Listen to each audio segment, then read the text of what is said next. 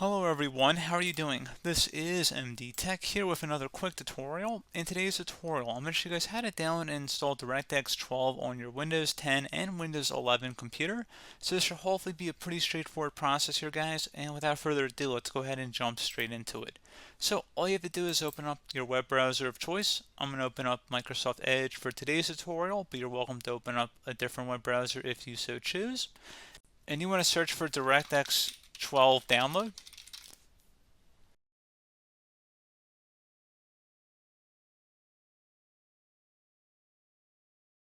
And one of the best results should be from a Microsoft web page here, DirectX Microsoft. So go ahead and open that up.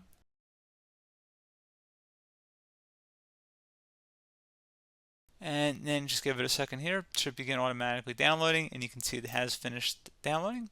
Go ahead and open it up. If you receive a user account control prompt, go ahead and select yes. You can close out of the web browser too at this time. You want to accept the agreement and then select next. I'm going to uncheck the option to install the Bing bar and then next again.